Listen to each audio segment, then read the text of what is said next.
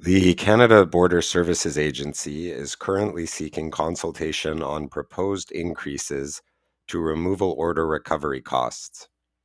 Removal costs are costs that the government, specifically the Canada Border Services Agency, incurs for the removal of a foreign national from Canada. In most cases, people who are issued removal orders leave Canada voluntarily and pay their own removal costs, such as airfare. In which case these proposed fees do not apply to them. However, where a where a foreign national does not pay their own costs, then and the CBSA has to pay, for example, airfare or an escort, then the foreign national who is removed will have to pay back the Canadian government a prescribed amount when they try to return to Canada in the future. If they don't try to return to Canada in the future, the amounts are not recoverable.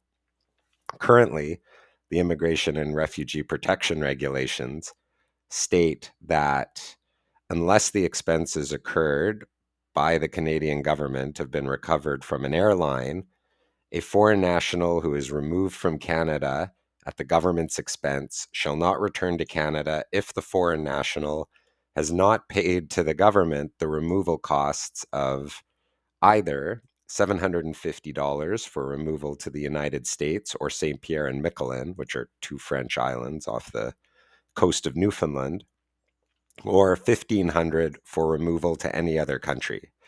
So once again, the cost is $750 for removal to the United States, $1,500 for removal to any other country. The proposed regulations significantly increase this amount. The new costs will be as reflected in a new section 243 sub 1 of the regulations, which is $3,739 for removal without escort or under escort other than by air. In other words, it is going from $750 for removal to the United States or St. Pierre and Miquelon to $3,739 if someone is removed by air without escort or if they are removed by land, and $12,541 for removal under escort by air, which is obviously a significant increase from $1,500 to $12,541. There are exceptions to the large increase. First, a foreign national who is removed under escort and is under 18 years of age or is removed under medical escort will have to pay the smaller amount. So they will still have to pay to return to Canada to recover some of the cost of their removal when they were a child, but not the full amount. As well, a detention fee is being applied for people who are detained after they are issued a removal order, and this amount is $1,495. However, the detention fee will not apply to minors who were detained for removal and will only apply to adults whose detention was continued or initiated at a first detention review at the Immigration Division.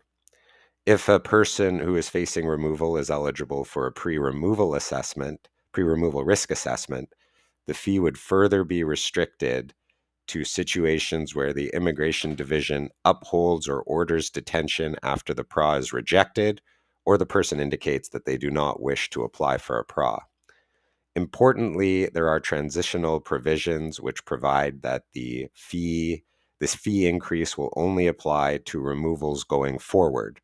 So it won't apply to people who were removed before the date that these regulations come into effect, but will only apply to people who are removed after they come into effect, which is April 8, 2024. And once again, the fee is scheduled to take place on April 8, 2024. The government is currently seeking consultations on these proposed regulations, which you can view and comment on the Canada Gazette.